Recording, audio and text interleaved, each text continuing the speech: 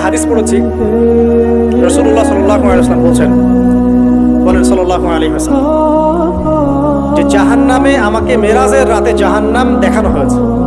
মেরাজের রাতে আমাকে জাহান্নাম দেখানো হয়েছে। তো সেখানে আমি দেখলাম যে কিছু মানুষকে এই জাহান্নামীদের রক্ত আর পুষ খেতে দেয়া হচ্ছে। মানে আল্লাহ জানেন কেমন করে রক্ত আর পুষ পান করতে দেয়া হচ্ছে। কারণ জাহান্নামে পিপাসা লাগবে না, ক্ষুধা লাগবে না, ক্ষুধা লাগবে। খাবার খেতে চাইলে জাক্কুম, আর পানি খেতে চাইলে হামিম, গরম উত্তপ্ত পানি। আর যে রক্ত আর পুজ, রক্ত আর পুজের একটা মিশ্রণ খেতে দেয়া হচ্ছে। তো নবী সাল্লাল্লাহু আলাইহি ওয়াসাল্লামকে সাহাবীরা পরে জিজ্ঞাসা করলেন, ইয়া রাসূলুল্লাহ, কোন পাপের কারণে তাদেরকে এই শাস্তি দেওয়া হচ্ছে? নবী করিম সাল্লাল্লাহু আলাইহি ওয়াসাল্লাম বললেন, তাদেরকে এই শাস্তি দেয়া হচ্ছে একটা পাপের কারণে, সেটা হলো মাদক দ্রব্য সেবন করা। আর ওই পানীয়টার নামও নবীজি বলে গেলেন, তার নাম হচ্ছে তিনাতুল খাবাল। কি নাম?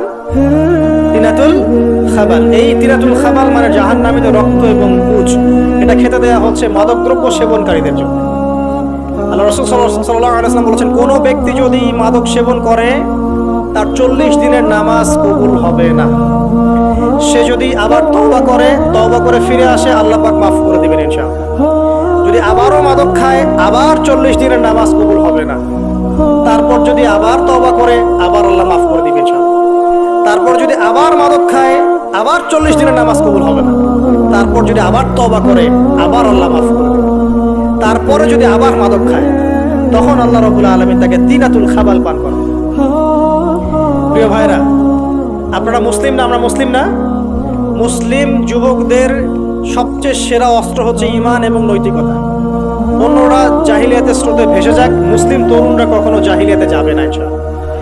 আমার সাথে ওয়াদা করেন যে কোনো প্রকার মাদক দ্রব্যের সাথে সংশ্লিষ্ট থাকবেন না। একটা সিগারেটও কখনো টান দিবেন না। কারণ সিগারেটটা কি? সিগারেট আপনাকে আস্তে আস্তে অন্য মাদকের দিকে নিয়ে যাবে।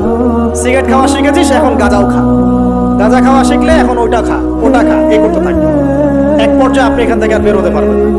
এখানে আপনার দেহের ক্ষতি, আপনার মস্তিষ্কের ক্ষতি, আপনার পরিবারের ক্ষতি। এমন আপনি যদি পরবর্তীতে গিয়ে পরিবার গঠন করতে চান, আপনি সুখী পরিবারও গঠন করতে পারবেন না, কারণ ভিতর থেকে আপনি নিজেকে শেষ করে ফেলছেন। দুইটা ভয়ঙ্কর পাপের কথা বলে দেই।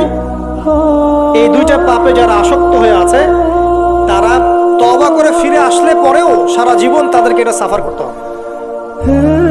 কথা বুঝতে পারছেন? তওবা করে ফিরে এসেছেন মনে করেন, তারপরেও আপনাকে সারা জীবন এই পাপের ফলটা ভোগ করতে হবে। এক, মাদক দ্রব্য দীর্ঘদিন সেবন করেছেন, তওবা করেছেন, ফিরে এসেছেন, আল্লাহ হয়তো মাফ করে দিয়েছেন, আল্লাহ পাক মাফ করে দিয়েছেন, বাট আপনি আপনার দেহের যে ক্ষতিটা করে ফেলেছেন, এটা পোষাতে পারবেন না। এক নাম্বার। দুই, তখন আপনি যদি বিয়ে করেন, আপনি স্ত্রীকে সন্তুষ্ট করতে পারবেন না।